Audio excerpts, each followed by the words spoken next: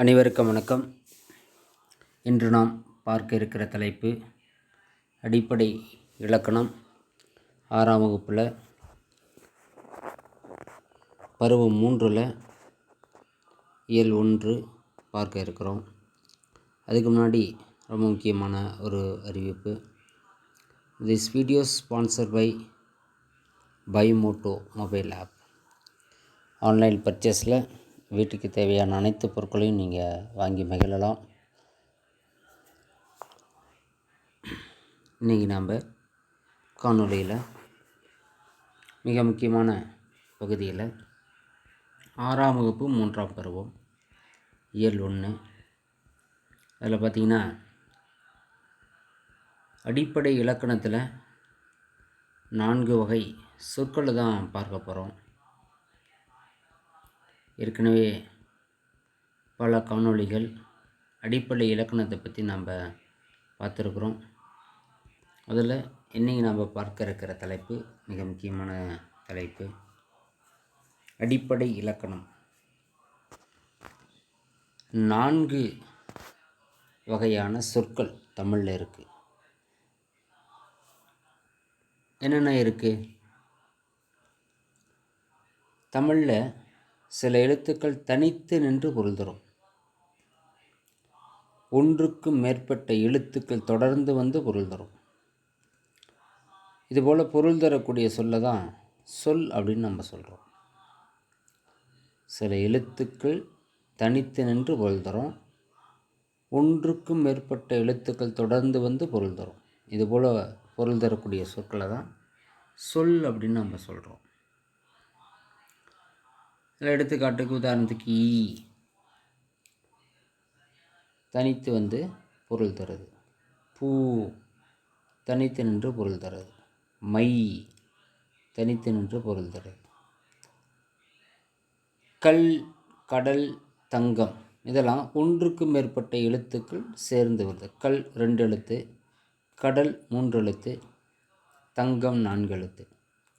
இதுபோல் வரக்கூடிய சொற்களை தான் சொல் அப்படின்னு நம்ம சொல்கிறோம்.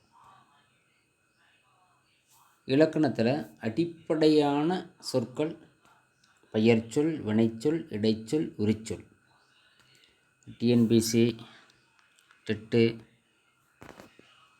டிஆர்பி அடிப்படையான தமிழ் இலக்கணத்தை தொட்டுட்டு தான் வினாக்கள் கேட்பாங்க.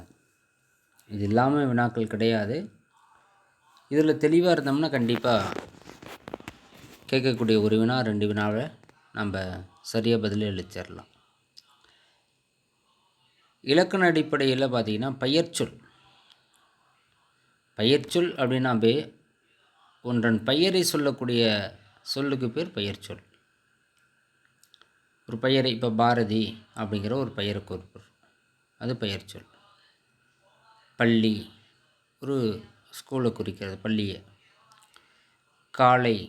காலை வேலையை.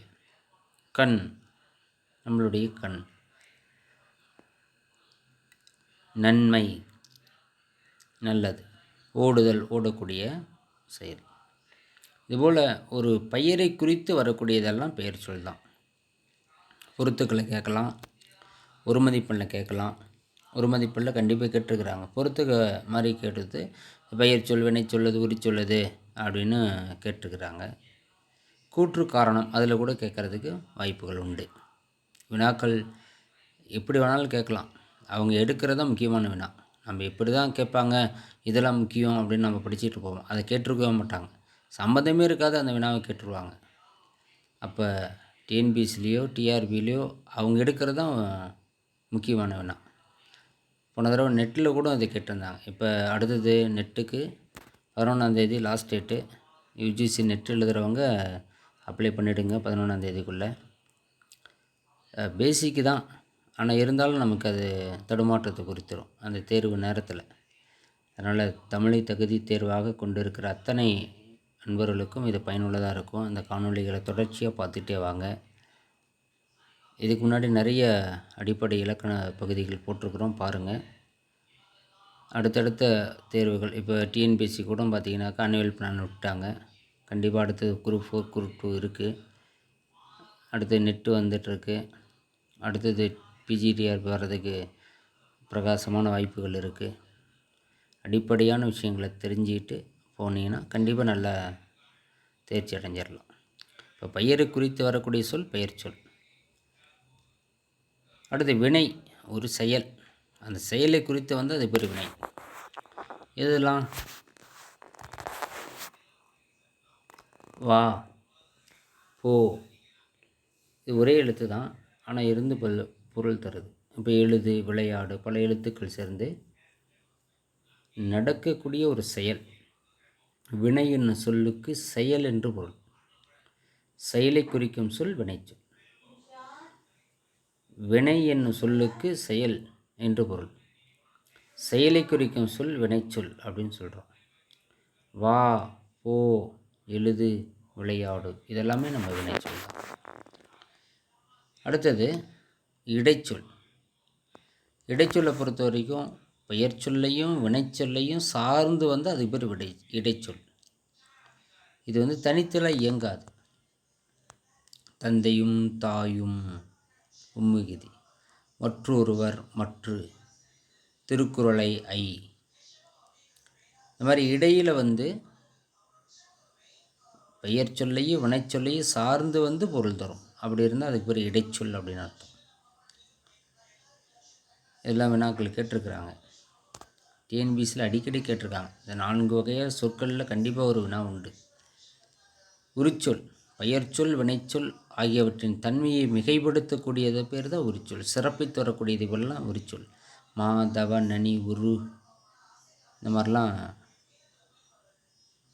மா நகரம் சாதாரண நகரம் தான், அதை சிறப்பித்து மாநகரம் அப்படின்னு சொல்கிறாங்க. சிறந்தது தான், அதை சாலச் சிறந்தது அப்படின்னு சொல்கிறாங்க. இந்த மாதிரி ஒரு சொல்லை சிறப்பித்து வரக்கூடியது எல்லாமே வந்து உரிச்சொல் தான். வினாக்கள் இப்படி தான் நம்ம கேட்பாங்க.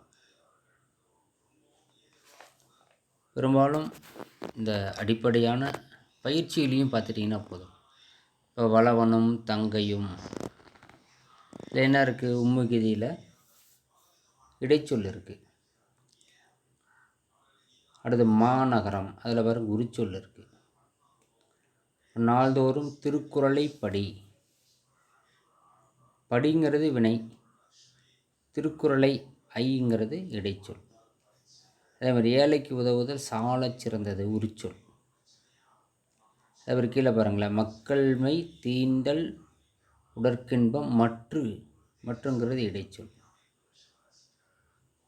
இந்த மாதிரி முக்கியமாக பயிற்சிகளை தெளிவாக பாருங்கள். அங்கேருந்து வினாக்கள் கேட்பாங்க. இதில் பாருங்கள், சொல் வகையை அறிந்து பொருந்தாததை எடுத்துருங்க.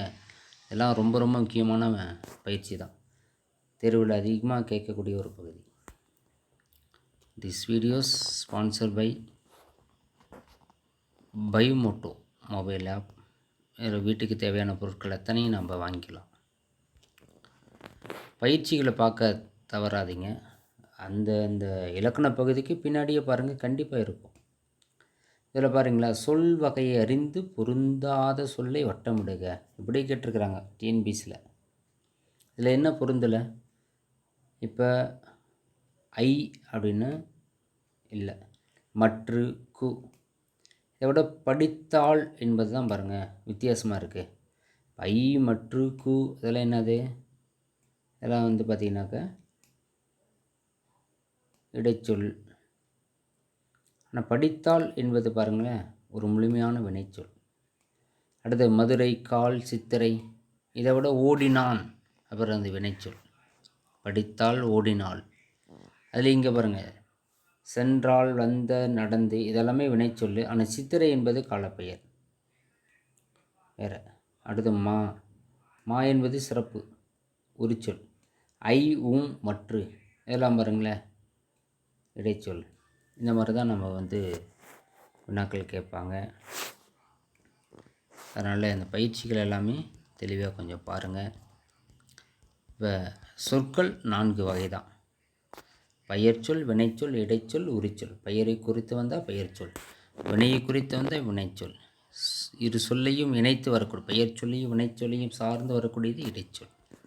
அதேபோல் உரிச்சொல் அப்படின்னா மிகைப்படுத்த வரக்கூடியதெல்லாம் உரிச்சொல். சாதாரண நகரத்தை மாநகரம் என்று மிகைப்படுத்துகிறோம். அப்போ அது என்னது?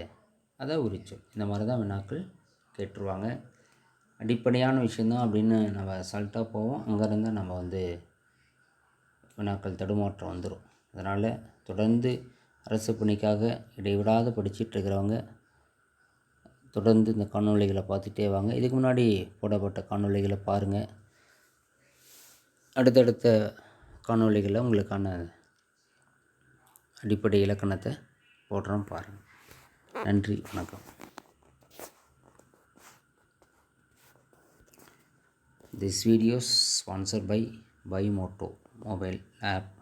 இதன் மூலமாக வீட்டுக்கு தேவையான அத்தனை மளிகை ஜாமான் பொருட்கள் எல்லாமே நீங்கள் வாங்கி மகிழலாம். நன்றி, வணக்கம்.